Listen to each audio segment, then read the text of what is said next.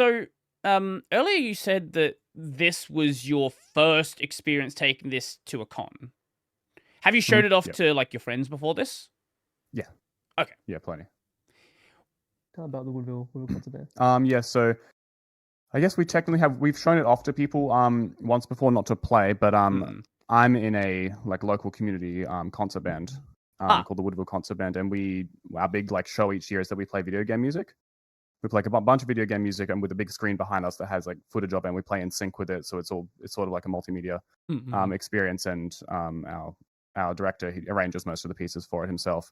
And so last year when we had it on, I was thinking, well, last year the theme was all Australian games. That was sort of the catch for that year. So I was like, well, we've got a bit of a game here. Can we chuck ours in there? And he's like, yeah, sure. So wrote up some music for that. So that was technically the first like public showing of the game. It was like a 2.5 minute trailer sort of thing with music. And yeah, that was pretty cool. That does sound pretty cool. But yeah, Sage was the first public like playtest of any sort. So what was the response at Sage like? And I guess it was really good. Really just good. Yeah. just straight up, like just very, very, very good. We had a really big fear that because the game is harder, that it just wouldn't mesh well. Right. You know, and also we had a longer demo. I think we had one of the longest demos that was like in the room for sure. Because it was two separate bosses you could fight through.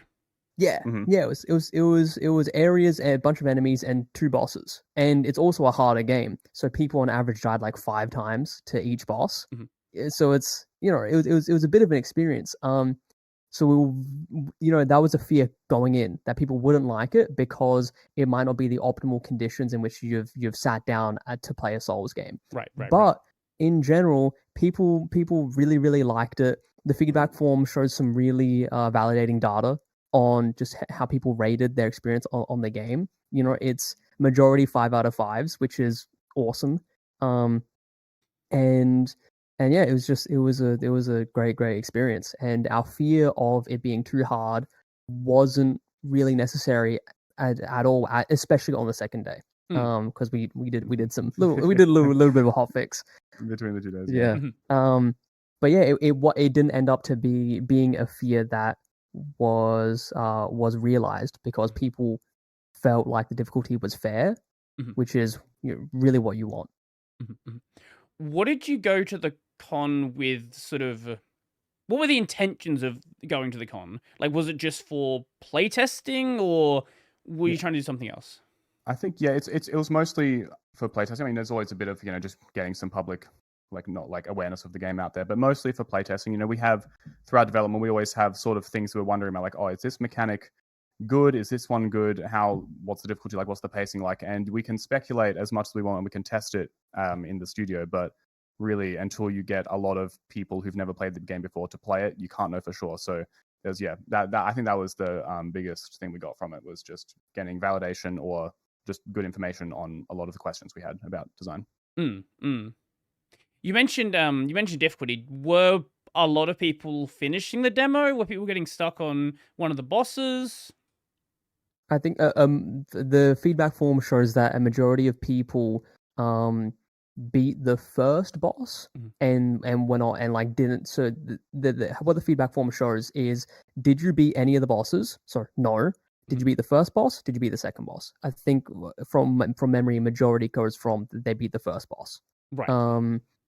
But yeah, it was a really mixed bag, because you sometimes get people that would walk up, they play it for a bit, they realize it's not for them, and then they hop off, and it's like that is just kind of data that you just internalize and you take in, and you can't sort of see later. Right. Like, it sort of depends on why they're bouncing off as well. If it's a game they don't vibe with, or is there something that you've done that is sort of confusing about the initial startup?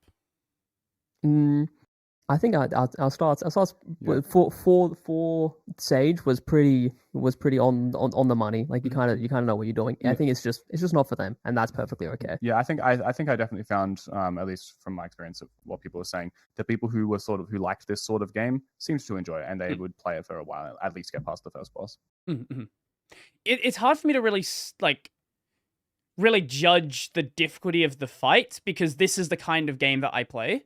So Yeah. I like, you know, Yeah. I've got like 100+ hours in a game like Hades, right? So it's hard for me. Are the bosses actually hard? The controls made sense. So as like with that in mind, I can't really fully judge the difficulty of the fight. Nothing like it took me like 1 or 2 attempts on the second boss. So it at least was that, but it's really hard to sort of tweak that. It's really hard. I think, honestly, in terms of like the boss's like moveset difficulty, pretty good. Honestly, most people were taking a few tries to beat the boss, but then would beat it.